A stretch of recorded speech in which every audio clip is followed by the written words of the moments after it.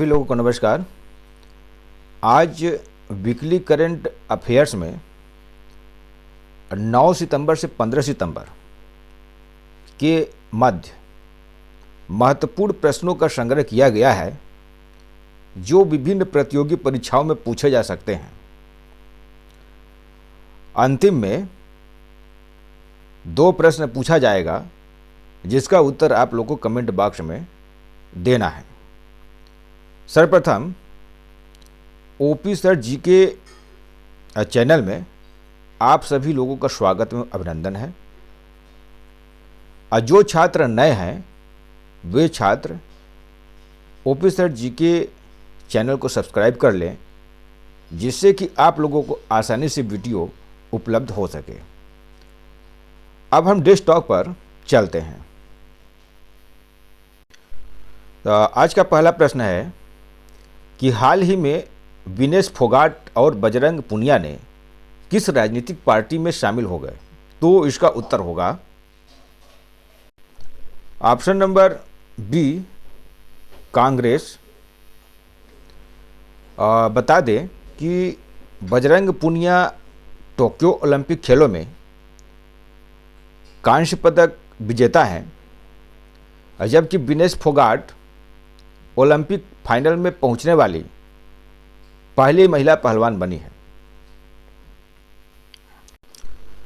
हालांकि विनेश फोगाट को 50 किलोग्राम वर्ग के वजन में लगभग 100 ग्राम वजन अधिक पाए जाने के बाद अयोग्य घोषित कर दिया गया था।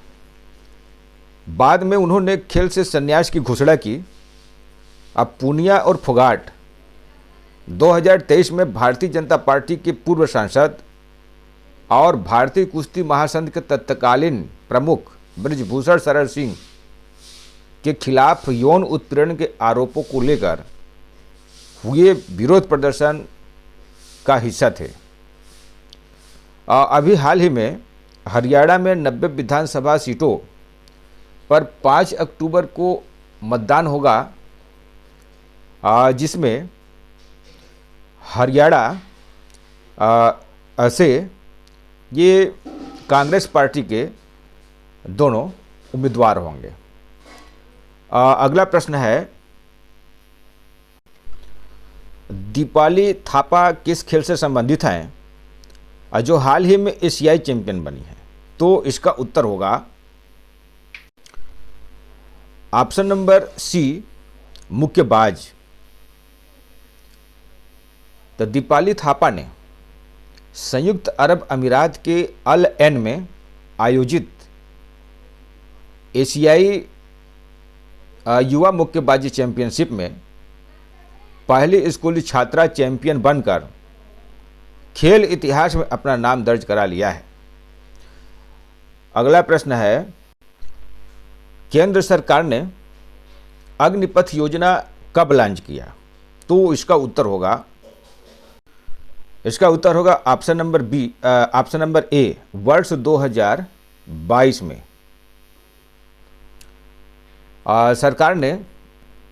भारत सरकार ने 2022 में अग्निपथ स्कीम लॉन्च की थी। इसके तहत आर्मी, नेवी और एयर फोर्स में 4 साल के लिए नौजवानों को कॉन्ट्रैक्ट पर भर्ती किया जाता है। 4 साल में 6 महीने की ट्रेनिंग भी शामिल है और 4 साल बाद अग्निवीरों को उनकी कार्य क्षमता के आधार पर रेटिंग दी जाएगी।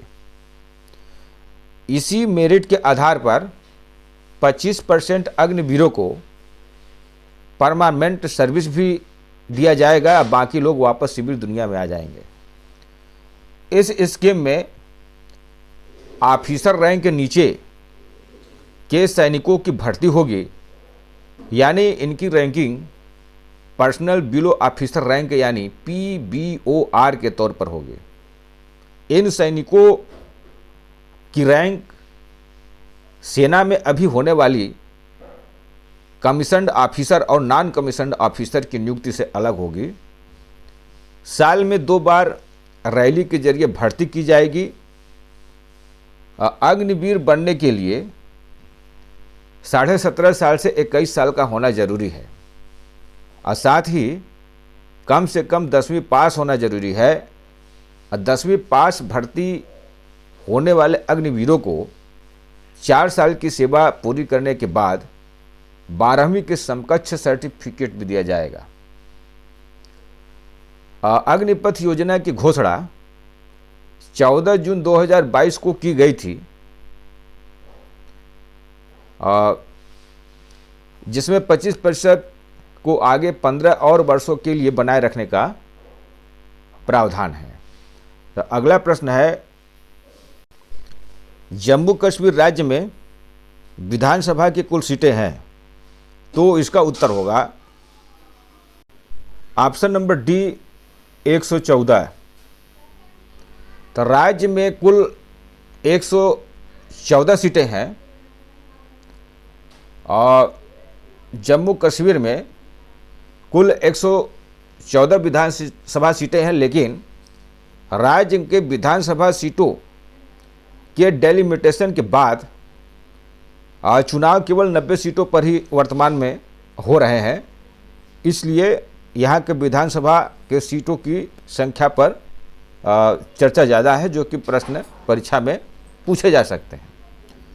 वर्ष 2019 में जब जम्मू और कश्मीर पुनर्गठन अधिनियम 2019 के जरिए आर्टिकल 370 को हटाया गया, तो राज्य में चुनावी सीटों की सीमाओं को फिर से निर्धारित करने के लिए परिसीमन प्रक्रिया शुरू की गई।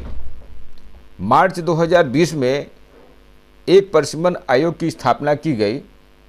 उसकी अंतिम रिपोर्ट मई 2022 में जारी की गई, जिसके अनुसार राज्य के विधानसभा सीटों की संख्या 107 से बढ़कर 114 कर दी गई, जिसमें 6 सीटें जम्मू और 1 कश्मीर में शामिल की गई। इस तरह से जम्मू कश्मीर राज्य के विधानसभा की कुल सीटें 114 हुई, लेकिन वर्तमान में 90 सीटों पर ही चुनाव होगा। अगला प्रश्न है,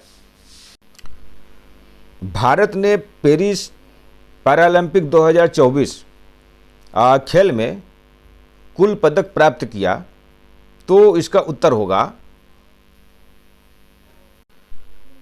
ऑप्शन नंबर ए 29।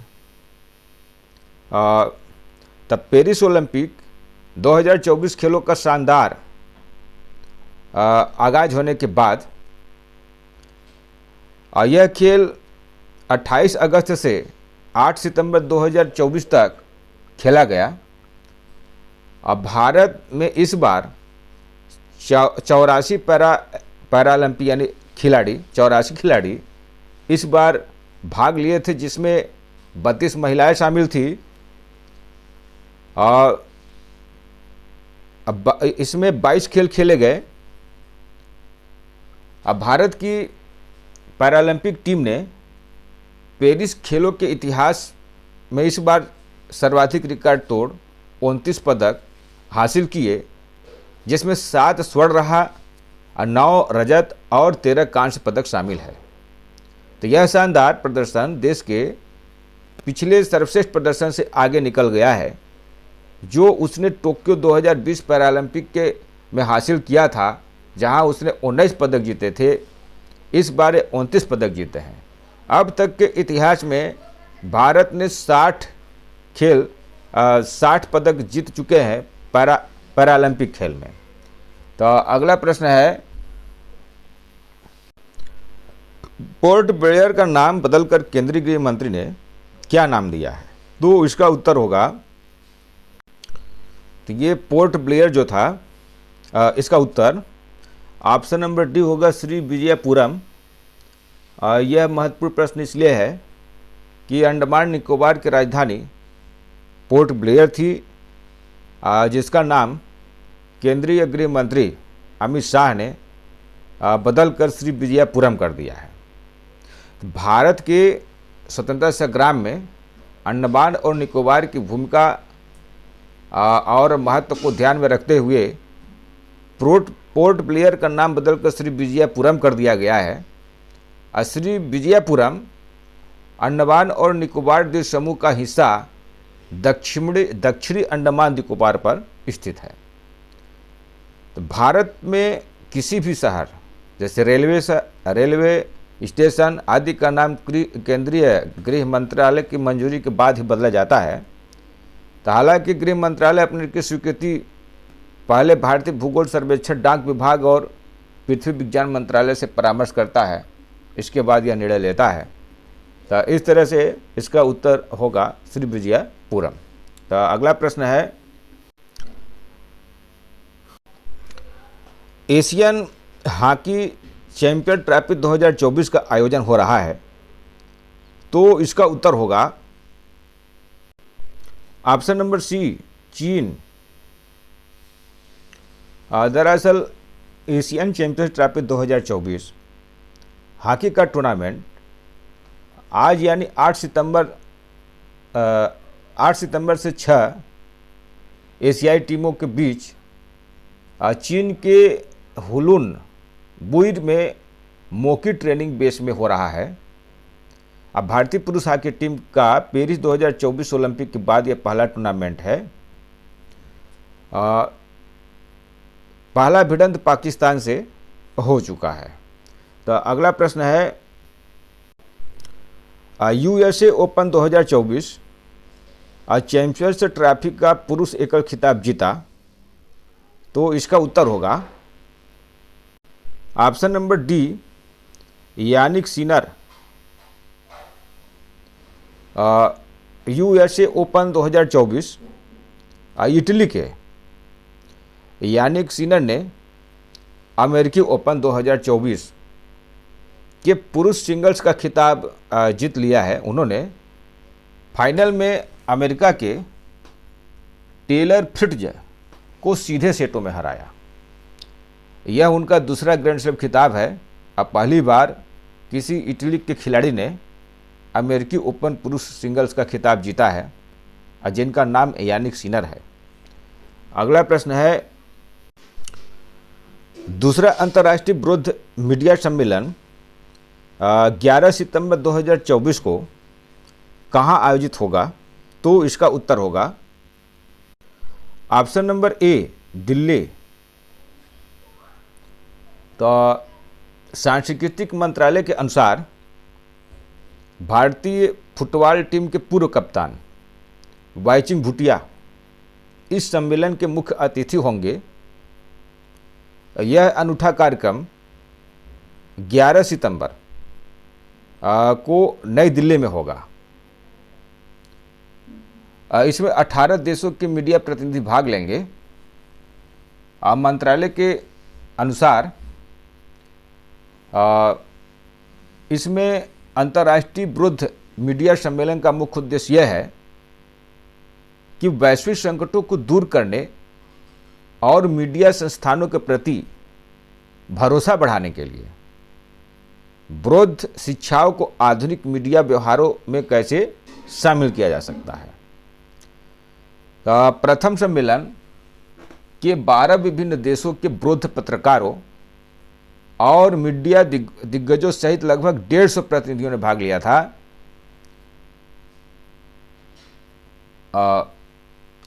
इसमें महत्वपूर्ण प्रश्न यह है कि इसके मुख्य अतिथि कौन थे, तो बाईचुंग भूटिया है। इसका सम्मेलन कहाँ किया गया, तो इसका सम्मेलन दिल्ली में किया गया। कितने देश इसमें भाग लिए, तो इसमें 18 देशों के मीडिया प्रतिनिधि ने भाग लिया। इस तरह से अगला प्रश्न है, प्रश्न सुन लीजिए कि केंद्रीय प्रदूषण नियंत्रण बोर्ड के अनुसार स्वच्छ वायु सर्वेक्षण 2024 की रिपोर्ट में शीर्ष स्थान पर कौन सा शहर स्थित है, तो इसका उत्तर होगा ऑप्शन नंबर बी, सूरत। तो सूरत जो है पहले स्थान पे है और जबलपुर दूसरे स्थान पर है और आगरा तीसरे स्थान पर है। अब जो पिछले वर्ष इंदौर पहले स्थान पर था, वह इस वर्ष 7वें स्थान पर है। तो इस तरह से अगला प्रश्न है, सोशल मीडिया के उपयोग के लिए न्यूनतम आयु लागू करेगा? तो इसका उत्तर होगा ऑप्शन नंबर डी, ऑस्ट्रेलिया।